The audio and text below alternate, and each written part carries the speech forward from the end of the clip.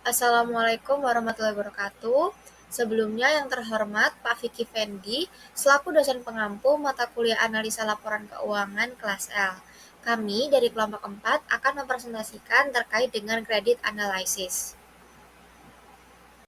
Sebelumnya, perkenalkan terlebih dahulu anggota dari kelompok 4. Dari saya, yaitu Devana Salsabila dengan NPM akhiran 357. Lalu ada rekan saya, yaitu Zui Natulzana dengan NPM 126. Lalu ada Arum Indah Setiarini dengan NPM 187. Lalu ada Lovani Filarudin dengan NPM 355. Dan yang terakhir yaitu Sevina Aulia Putri dengan NPM akhir 356.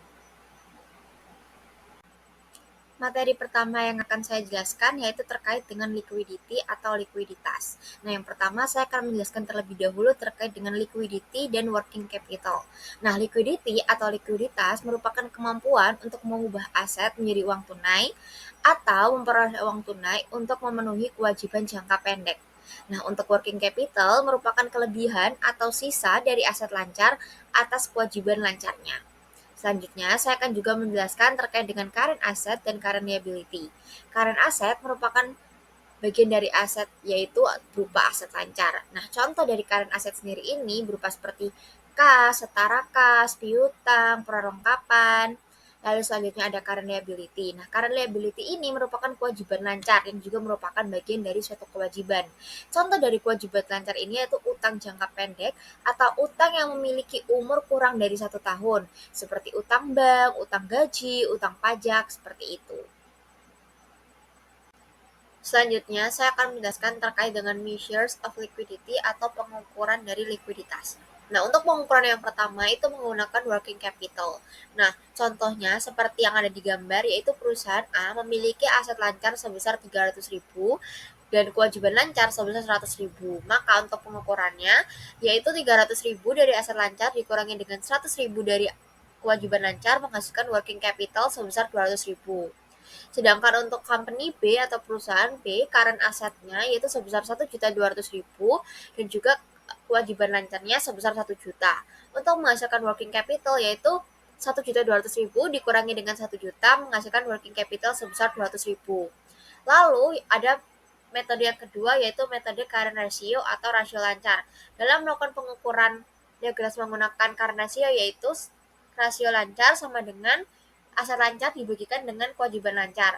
Jika kita menggunakan contoh seperti yang ada di gambar pada gambar di atas, maka 300.000 dari current aset pada perusahaan A dibagi dengan 100.000 dari kewajiban lancar perusahaan A, maka menghasilkan rasio lancar sebesar 3%. Lalu untuk yang company B atau perusahaan B 1.200.000 dibagi dengan 1 juta maka menghasilkan 1,2%.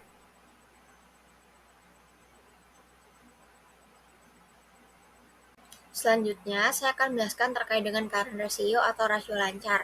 Nah, yang pertama itu ada terkait dengan relevance of current ratio atau relevansi dari rasio lancarnya sendiri. Yang pertama, yaitu ada cakupan untuk kewajiban lancar, di mana untuk pengukuran rasio lancar ini untuk menghitung apakah perusahaan itu dapat menutupi kewajiban-kewajiban lancar yang mereka miliki. Hal yang kedua atau buffer against losses atau persiapan untuk perusahaan untuk menghadapi adanya kerugian-kerugian yang terjadi selama satu periode berjalan.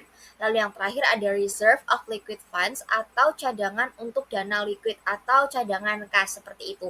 Berarti rasio lancar dibutuhkan untuk perusahaan untuk memperkirakan apakah mereka memiliki cukup cadangan kas untuk di periode-periode yang akan datang. Nah, selanjutnya saya akan menjelaskan terkait dengan limitations of current ratio atau keterbatasan dari rasio lancarnya sendiri. Nah, sering terjadi di pikiran, apa sih kegunaan dari rasio lancar sendiri? Muncullah pertanyaan-pertanyaan seperti ini. Apakah mengukur rasio dan memprediksi pola arus apakah current ratio atau rasio lancar dapat mengukur dan memprediksi pola arus kas masuk dan arus kas keluar di masa yang akan datang? Atau apakah current ratio ini dapat mengukur kecukupan arus kas masuk dan arus kas keluar di masa yang akan mendatang? Jawabannya adalah tidak, karena dalam melakukan pengukuran menggunakan current ratio atau rasio lancar sendiri itu hanya bisa digunakan di dalam satu periode yang berjalan, bukan untuk memprediksi apa yang akan terjadi atau berapa banyaknya kas yang masuk atau yang kas yang keluar di periode-periode yang akan datang. Lalu yang terakhir ada numerator of current ratio atau komponen-komponen apa yang termasuk dalam perhitungan rasio lancar sendiri ini. Yang pertama yaitu ada cash and cash equivalent atau kas atau setara kas. Dan yang kedua ada marketable securities atau sekuritas pasar. Lalu yang ketiga ada account receivable atau piutang. Lalu yang berikutnya ada inventories atau persediaan. Dan yang terakhir ada prepaid expense atau beban dibayar di muka. Untuk materi yang selanjutnya akan dijelaskan oleh rekan saya. Oke, kemudian ada analisis siklus perdagangan bersih. Jadi persyaratan modal kerja perusahaan itu dipengaruhi oleh investasi, persediaan, dan juga hubungan kredit dengan pemasok dan juga pelanggan. Nah, hal ini itu menentukan siklus perdagangan bersih perusahaan. Nah, siklus perdagangan bersih itu dihitung dengan membagi piutang, persediaan, dan juga hutang dengan penjualan ataupun pembelian perharinya. Nah, kebutuhan modal kerja perusahaan itu dipengaruhi oleh jumlah persediaan dan juga kebijakan kredit antara pemasok dan juga pelanggan. Nah, hal ini tuh yang akan menentukan siklus perdagangan bersih. Nah, dalam gambar yang ada tertera di situ itu dijelaskan perhitungannya dilakukan dengan ada yang pertama itu piutang dibagi dengan penjualan perharinya berapa, kemudian yang kedua persediaan dibagi dengan harga pokok penjualan perharinya itu berapa, kemudian ada hutang yang dibagi dengan pembelian perharinya. Kemudian untuk hasilnya, nah, di sini teknologi research itu memiliki 40 hari penjualan terikat dalam piutang, kemudian ada 56 hari barang tersedia dalam persediaan, dan mendapatkan 30 hari kredit dari pemasok. Nah, siklus perdagangan bersihnya sebesar 6,24 hari, menunjukkan bahwa lama waktu yang diperlukan perusahaan untuk menyelesaikan proses perdagangan. Nah, semakin lama siklus itu semakin besar pula kebutuhan modal kerja. Mengurangi hari piutang ataupun persediaan dapat menurunkan kebutuhan modal, sementara memperpanjang kredit dari pemasok juga dapat mengurangi kebutuhan modal kerja. Kemudian ada ukuran rasio berbasis uang tunai atau kas dari likuiditas. Nah, kas dan juga setara kas itu adalah aset lancar yang paling liquid. Nah, untuk yang pertama ada rasio kas terhadap aset lancar. Nah, rasio aset yang mendekati tunai itu terhadap total aset lancar adalah salah satu ukuran tingkat likuiditas aset lancar. Nah, ukuran ini yang dikenal sebagai rasio kas terhadap aset lancar yang dihitung dengan gambar yang tertera, di mana kas itu ditambah dengan kas equivalence ditambah dengan marketable securities yang dibagi dengan current asetnya. Nah, semakin besar rasio ini, maka semakin liquid aset lancarnya. Nah, yang kedua itu adalah rasio terhadap kewajiban lancar. Nah, rasio lain yang mengukur kecukupan kas itu adalah rasio kas terhadap kewajiban lancar. Nah, itu dihitung dalam gambar yang tertera, di mana kas ditambah dengan kas equivalent ditambah dengan marketable securities dan dibagi dengan current liabilities. Nah, rasio ini itu mengukur uang tunai atau kas yang tersedia untuk membayar kewajiban jangka pendeknya. Nah, hal ini itu adalah tes ketat yang tidak mempertimbangkan aset lancar lainnya. Nah, rasio ini melengkapi rasio kas terhadap aset lancar. Meskipun penting, tes ini itu bisa terlalu ketat untuk mengukur likuiditas jangka pendek. Banyak bisnis gagal karena tidak memiliki cukup uang tunai atau kas meskipun memiliki banyak aset lainnya. Kemudian analisis aktivitas operasi likuiditas. Nah, ukuran likuiditas aktivitas operasi itu penting di dalam analisis kredit. Nah, di sini akan mempertimbangkan 3 ukuran aktivitas operasi berdasarkan piutang, persediaan, dan juga kewajiban lancar. Nah, yang pertama ada likuiditas piutang usaha. Nah, piutang itu adalah bagian penting dari modal kerja perusahaan yang menjual secara kredit. Nah, untuk menilai likuiditas, kita itu perlu nih melihat kualitas dan juga kecepatan piutang berubah menjadi uang tunai atau kas. Nah, di sini ada 2 poin. Yang pertama adalah kualitas piutang, di mana mengukur kemungkinan piutang itu bisa dikumpulkan tanpa kerugian. Semakin lama piutang belum dibayar setelah jatuh tempo, maka semakin kecil kemungkinannya bisa ditagih. Kemudian yang kedua ada likuiditas piutang, dan hal ini itu mengukur seberapa cepat piutang itu bisa diubah menjadi uang tunai ataupun kas. Nah, tingkat perputaran piutang itu menunjukkan kecepatan ini. Nah, semakin cepat piutang berputar, maka semakin baik pula likuiditasnya. Kemudian ada perputaran piutang ataupun turnover. Di sini ada rasio perputaran piutang yang telah dihitung pada gambar, yaitu net sale net sales on credit dibagi dengan average account receivable, di mana rasio perputaran piutang itu menunjukkan seberapa penting piutang itu dikumpulkan dalam setahun. Nah, untuk menghitungnya, kita itu hanya menggunakan penjualan kredit karena penjualan tunai itu tidak menghasilkan piutang. Nah, jika penjualan tunai tidak signifikan, maka kita bisa menggunakan total penjualan bersihnya. Nah, untuk menentukan piutang rata-rata, tambahkan piutang awal dan juga akhir periode, lalu dibagikan menjadi dua. Nah, menggunakan data bulanan ataupun triwulan itu bisa memberikan hasil yang lebih akurat lagi. Nah, rasio ini bisa terdistorsi jika penjualan eh rasio ini itu bisa terdistorsi jika penjualannya sangat berfluktuasi. Selanjutnya adalah likuiditas piutang. Nah, rasio omset piutang itu mengukur seberapa cepat perusahaan itu menagih piutangnya. Namun, untuk perbandingan lebih baik, rasio ini tuh diubah menjadi eh, per hari penjualan terikat dalam piutang. Nah, hal ini tuh menunjukkan rata-rata jumlah hari yang dibutuhkan untuk mengumpulkan piutang. Nah, di, di dalam PPT di sini ada rumusnya. Dapat dilihat di mana day sales in receivable sama dengan account receivable dibagi dengan sales dibagi dengan 360. Nah, 360 ini hari dalam setahun. Kemudian ada interpretasi ukuran likuiditas piutang. Nah, tingkat perputaran piutang dan periode penagihan itu penting nih dibandingkan dengan rata-rata industri ataupun persyaratan kredit perusahaan. Nah, jika periode penagihan itu lebih lama dari syarat kredit, hal ini itu bisa menunjukkan upaya penagihan yang buruk.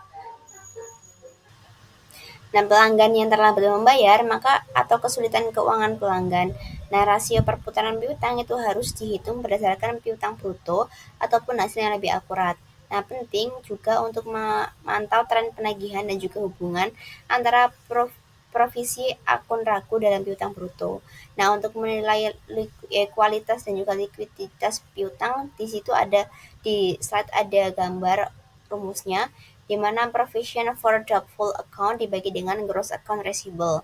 Nah, peningkatan rasio menunjukkan piutang semakin sulit ditagih, sedangkan penurunan rasio itu menunjukkan piutang lebih mudah ditagih ataupun perlu mengevaluasi ketentuan untuk akun ragu. Nah, secara keseluruhan, likuiditas piutang itu sangat penting dalam analisis. Kemudian ada pengukuran perputaran persediaan.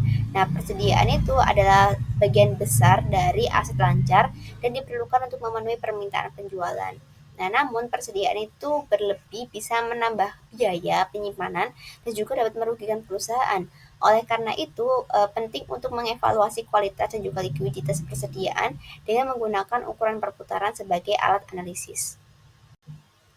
Lalu ada perputaran persediaan. Nah, rasio perputaran persediaan itu mengukur nih seberapa cepat perusahaan itu dapat menjual persediaannya.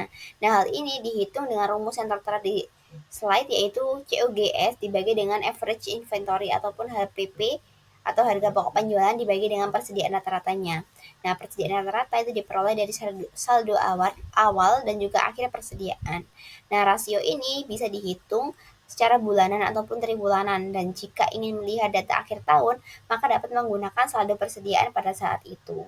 Kemudian terdapat juga rumus penjualan per hari dalam persediaan, di mana inventory ini dibagi dengan COGS yang telah dibagi dengan 360. Kemudian ada menafsirkan perputaran persediaan. Nah, rasio lancar itu telah menunjukkan nih kemampuan aset lancar untuk dapat melunasi kewajiban lancarnya. Nah, rasio perputaran persediaan itu mengukur kualitas dan juga likuiditas persediaan, yaitu kemampuan perusahaan untuk dapat menjual ataupun mengolah persediaan. Nah, penurunan perputaran persediaan itu bisa nih menunjukkan masalah seperti keusangan ataupun permintaan yang lemah. Nah, analisis tambahan itu diperlukan untuk dapat memahami alasan penurunan ini seperti apa. Nah, manajemen inventaris yang baik seperti sistem just in time itu dapat meningkatkan perputaran. Nah, metode penilaian yang persediaan seperti LIFO itu dapat mempengaruhi keakuratan rasio ini, terutama selama kenaikan harga. Kemudian ada likuiditas kewajiban lancar. Nah, kewajiban lancar itu penting dalam menghitung modal kerja dan juga rasio lancar karena dua alasan utama. Yang pertama di sini adalah menunjukkan apakah aset lancar itu cukup nih untuk menutupi kewajiban lancarnya. Kemudian yang kedua yaitu menghitung modal kerja dengan mengurangkan kewajiban lancar dari aset lancar. Nah, dalam konteks ini fokusnya itu adalah pada likuidasi, bukan pada operasi keberlanjutannya. Nah, kewajiban lancar itu biasanya tidak dilunasi, tetapi digulirkan kembali. Jika penjualannya stabil, maka kewajiban lancar itu juga akan stabil. Nah, peningkatan penjualan biasanya itu meningkatkan kewajiban lancarnya. Selanjutnya adalah kualitas kewajiban lancar. Nah, kualitas kewajiban lancar itu penting dalam analisis modal kerja, tapi tidak semua kewajiban lancar itu mendesak. Nah, pajak itu harus dibayarkan segera, sementara kewajiban kepada pemasok itu bisa dinegosiasikan. Nah, kewajiban lancar itu dinilai berdasarkan urgensi pembayaran. Nah, pengeluaran cepat seperti gaji itu harus diprioritaskan. Hutang dagang dibayar setelah pengeluaran ini. Ada juga kewajiban tidak tercatat seperti komitmen pembelian dan juga kewajiban pasca pensiun. Nah, gagal membayar angsuran pinjaman itu juga bisa membuat seluruh utang jatuh tempo. Nah, kemudian ada pembelian hari di hutang perusahaan. Nah, ukuran sejauh mana perusahaan itu telah menunda pembayaran ke pemasok itu disebut rata-rata hari pembayaran tertunggak. Nah, hal ini dihitung dengan membagi hutang usaha dengan harga pokok penjualan per hari, di mana harga pokok penjualan itu telah dibagi dengan 360. Nah, semakin lama waktu pembayaran, maka semakin besar pula perusahaan itu menggunakan modal dari pemasok. Nah, rasio terkait lainnya itu adalah omset hutang dagang yang dihitung dengan membagi harga pokok penjualan dengan rata-rata hutang dagang, yang menunjukkan seberapa cepat perusahaan itu melunasi pembeliannya secara kredit. Nah, selanjutnya yaitu ada ukuran likuiditas tambahan. Nah, di sini ada 6 komponen. Yang pertama yaitu komposisi aset lancar, yang kedua rasio cepat, yang ketiga ukuran arus kas, yang keempat fleksibilitas keuangan, yang kelima diskusi dan analisis manajemen, dan yang keenam analisa bagaimana jika. Yang selanjutnya yaitu ada struktur dan solvabilitas. Nah, dasar-dasar solvabilitas yaitu analisis solvabilitas memiliki beberapa elemen kunci. Salah satunya analisis struktur modal. Struktur modal mengacu pada sumber pendanaan perusahaan. Pendanaan dapat diperoleh dari modal ekuitas yang relatif permanen hingga sumber pendanaan jangka pendek, sementara yang berisiko. Elemen kunci solvabilitas jangka panjang lainnya adalah laba atau kemampuan menghasilkan laba yang menunjukkan kemampuan berulang untuk menghasilkan kas dari operasi. Arus laba yang stabil merupakan ukuran penting atas kemampuan perusahaan untuk meminjam saat kekurangan kas. Hal itu juga merupakan ukuran kemampuan perusahaan untuk bangkit dari kondisi kesulitan keuangan. Selanjutnya, yaitu yang B, pentingnya struktur modal. Struktur modal merupakan pendanaan ekuitas dan utang pada suatu perusahaan yang sering dihitung berdasarkan besaran relatif berbagai sumber pendanaan. C, karakteristik utang dan ekuitas. Kepentingan untuk menganalisis struktur modal berasal dari berbagai perspektif. Salah satunya adalah perbedaan antara utang dan ekuitas. Ekuitas mengacu pada risiko modal suatu perusahaan. Adapun karakteristik modal mencakup yang pertama yaitu pengembaliannya yang tidak pasti dan tidak tentu serta tidak adanya pola pembayaran kembali. Yang kedua yaitu bersifat permanen, tangguh di saat-saat sulit dan tidak memiliki persyaratan dividen wajib. Modal atau utang jangka pendek maupun jangka panjang harus dibayar kembali. Bagi investor saham biasa, utang mencerminkan risiko kerugian investasi diimbangi potensi keuntungan dari leverage keuangan. Leverage keuangan merupakan penggunaan utang untuk meningkatkan laba. D. Motivasi untuk modal utang. Yang pertama yaitu bunga atas sebagian utang adalah tetap dan memberikan biaya bunga kurang dari imbal hasil atas aset operasi neteo. Kelebihan imbal hasil adalah untuk keuntungan investor ekuitas. Yang kedua yaitu bunga. Bunga adalah beban yang dapat dikurangkan dengan pajak, sedangkan dividen tidak dapat dikurangkan dengan pajak.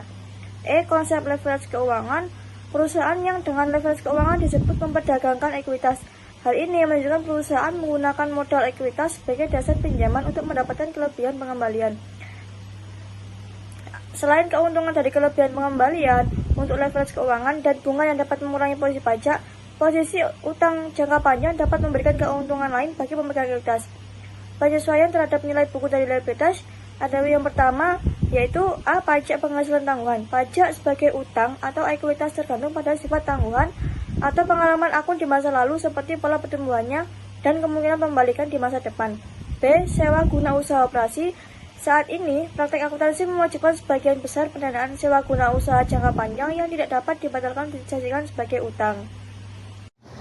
Baik, yang selanjutnya yaitu tentang pengurangan pajak bunga dan efek lain dari leverage.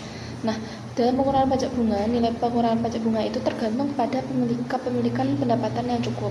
Nah, untuk menggeneralisasi pengurangan pajak bunga tersebut ada beberapa hal, yaitu yang pertama, bunga dapat dikurangkan dari pajak, sedangkan dividen tunai untuk pemegang ekuitas itu tidak dapat dikurangkan dari pajak.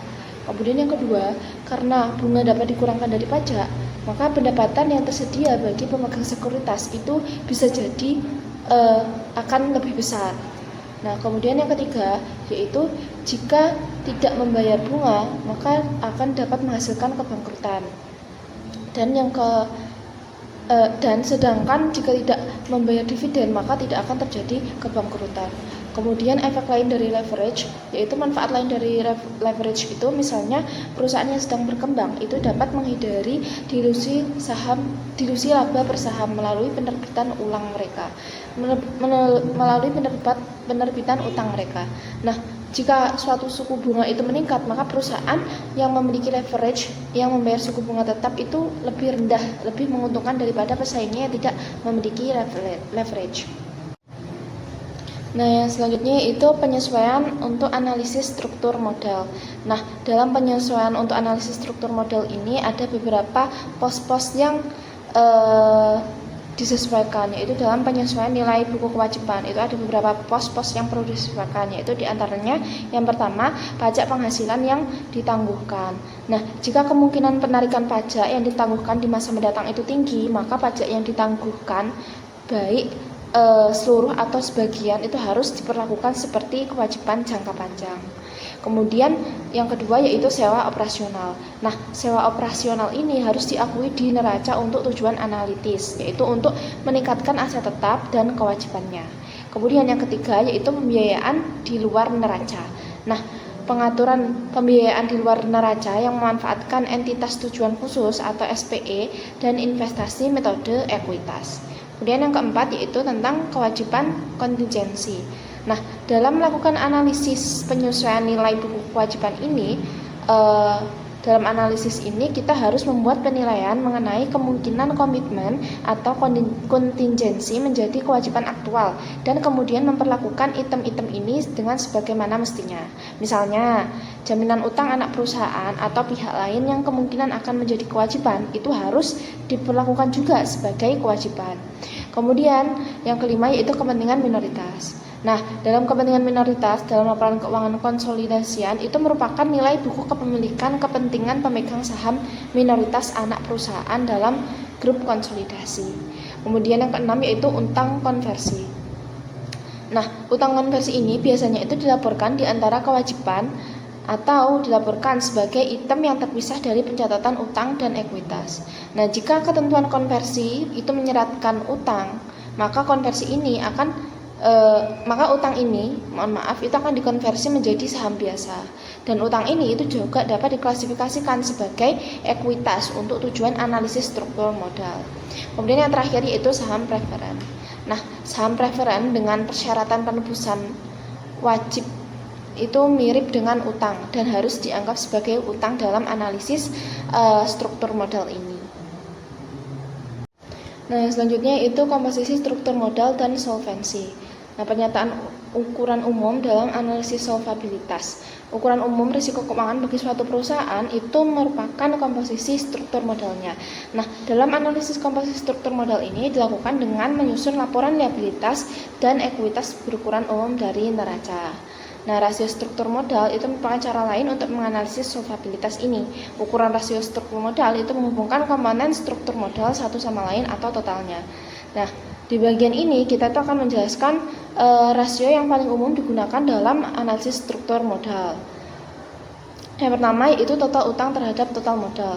Nah, ini biasa disebut juga dengan rasio komprehensif. Rasio komprehensif ini tersedia untuk mengukur hubungan antara total utang, yaitu terdapat dari utang lancar, utang jangka panjang, utang lain-lain, atau utang lain-lain sebagaimana ditentukan oleh analisis seperti utang yang ditangguhkan dan utang preferen yang dapat ditebus, dan total modal termasuk total modal preferennya. Nah, rasio total utang terhadap total modal itu juga disebut dengan rasio utang jangka panjang, yang mana ini dinyatakan sebagai ukuran lain dari hubungan utang dengan sumber modal. Nah, untuk rumusnya sendiri yaitu total utang terhadap total modal, yaitu total utang dibagi dengan total modalnya. Kemudian yang kedua yaitu total utang terhadap ekuitas modal. Nah, untuk rumusnya sendiri yaitu total utang dibagi dengan total ekuitas pemegang saham. Kemudian yang ketiga yaitu utang jangka panjang terhadap modal ekuitas. Nah, untuk rasio utang jangka panjang terhadap modal ekuitas itu mengukur hubungan utang jangka panjang, biasanya itu didefinisikan sebagai semua kewajiban non lancar terhadap modal ekuitas. Nah, ini rumusnya yaitu utang jangka panjang dibagi dengan total ekuitas pemegang saham. Dalam rasio ini, rasio yang melebihi 1:1 itu menunjukkan bahwa pembiayaan utang jangka panjang yang lebih besar dibandingkan dengan modal ekuitas. Rasio ini umumnya disebut sebagai rasio utang terhadap ekuitas. Kemudian yang keempat, yang terakhir yaitu utang jangka pendek terhadap total utang. Yang selanjutnya itu pengukuran solvabilitas aset. Jadi dalam analisis solvabilitas kita juga menganalisis komposisi asetnya. Nah, dalam analisis komposisi aset itu merupakan alat penting yang dapat digunakan dalam menilai risiko paparan struktur modal perusahaan. Biasanya komposisi aset perusahaan ini dievaluasi dengan menggunakan laporan saldo aset berukuran umum. Yang selanjutnya yaitu cakupan pendapatan. Nah, di sini ada hubungan pendapatan dengan biaya tetap. Nah, hubungan antara laba dengan beban tetap itu merupakan bagian dari analisis cakupan laba. Nah, ukuran cakupan laba ini berfokus pada hubungan antara beban tetap, antara biaya tetap terkait utang dan laba perusahaan yang tersedia untuk memenuhi biaya tersebut. Nah, umumnya ukuran umum rasio laba terhadap biaya tetap itu ditentukan dalam rumus seperti ini. Jadi pendapatan tersedia untuk biaya tetap dibagi dengan biaya tetapnya. Baik, materi selanjutnya yaitu menghitung laba terhadap beban tetap. Untuk menghitung laba terhadap beban tetap ada beberapa indikator. Yang pertama itu pendapatan sebelum pajak, operasi yang dihentikan, plus luar biasa, dan perubahan akuntansi kumulatif. Yang kedua yaitu bunga yang dibebankan setelah dikurangi bunga yang telah dikapitalisasi. Yang ketiga itu biasanya termasuk dalam beban bunga. Yang keempat, sewa pembiayaan dapat dikapitalisasi dan bunga implisit tidak termasuk ke dalam beban bunga. Untuk sewa operasi jangka panjang dapat diperlakukan sebagai pembiayaan. Yang kelima yaitu tidak termasuk item yang dihilangkan dalam konsolidasi. Dividen dapat ditingkatkan untuk pendapatan sebelum pajak. Yang keenam yaitu berlaku untuk perusahaan non-utilitas dan jarang diungkapkan. Yang ketujuh yaitu hak minoritas atas pendapatan perusahaan dengan kepemilikan mayoritas yang dapat dimasukkan ke dalam pendapatan. Yang terakhir yaitu termasuk yang dibiayai dan dikapitalisasi. Materi yang selanjutnya itu perhitungan pro forma laba terhadap beban tetap. Nah, pada situasi di mana beban tetap yang belum terjadi dapat diakui dalam perhitungan rasio laba terhadap beban tetap, seperti biaya bunga di bawah emisi pinjaman prospektif. Hal itu dapat diterima untuk mengestimasi untuk keuntungan yang telah diharapkan dari arus kas masuk masa depan dan memasukkannya ke dalam laba pro forma. Selanjutnya yaitu analisis jumlah kali dalam perolehan bunga. Nah, untuk cakupan laba lainnya adalah rasio jumlah kali yang telah diperoleh bunga atas time interest earnings ratio. Rasio ini dapat menganggap bunga hanya sebagai satu-satunya beban tetap yang memerlukan cakupan laba. Untuk perhitungannya seperti ditambah tax expense ditambah interest expense dibagi dengan interest expense. Baik, selanjutnya yaitu hubungan arus kas dengan beban tetap. Perusahaan harus membayar beban tetap dalam bentuk tunai, sementara laba neto termasuk pendapatan yang dapat diperoleh dan beban yang terjadi, tidak selalu menghasilkan atau membutuhkan uang tunai dengan segera. Ada hubungan arus kas dengan beban tetap terdiri dari rasio arus kas terhadap beban tetap. Rasio arus kas terhadap beban tetap atau cash flow to fixed charge ratio dapat dihitung menggunakan kas dari operasi daripada laba pada pembilang dari rasio laba terhadap beban tetap. Kas dari operasi dapat dilaporkan dalam laporan arus kas. Rasio arus kas terhadap beban tetap dapat dihitung sebagai berikut. Nah, untuk selanjutnya itu kas dari operasi yang permanen. Hubungan antara arus kas dari operasi perusahaan dengan beban tetap sangat penting dalam analisis solvabilitas jangka panjang. Oleh karena itu, pentingnya hubungan ini maka akan dapat dinilai melalui sifat permanen dari arus kas operasi. Selanjutnya itu cakupan laba atas dividen saham preferen. Analisis mengenai saham preferen seringkali dapat diuntungkan dari pengukuran cakupan laba atas dividen saham preferen. Analisis ini sama dengan analisis yang mengenai bagaimana laba penutup, beban tetap terkait utang. SEC mensyaratkan pengungkapan rasio gabungan beban tetap dan dividen saham preferen dalam perspektif itu semua penawaran perdana saham preferen. Perhitungan cakupan laba atas dividen saham preferen harus dapat dimasukkan dalam beban tetap yang dapat dikeluarkan atas dividen saham preferen. Oleh karena itu, dividen saham preferen itu tidak dapat dikurangkan dari pajak. Baik, materi terakhir yaitu pentingnya variabilitas dan persistensi laba pada cakupan data. Faktor penting dalam menilai cakupan laba adalah perilaku laba dan arus kas seiring waktu.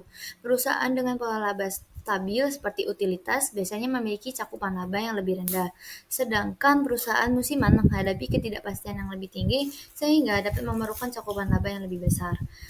Variabilitas dan persistensi laba dapat digunakan untuk mengukur ketidakpastian dengan persistensi laba seiring diukur melalui korelasi antar waktu.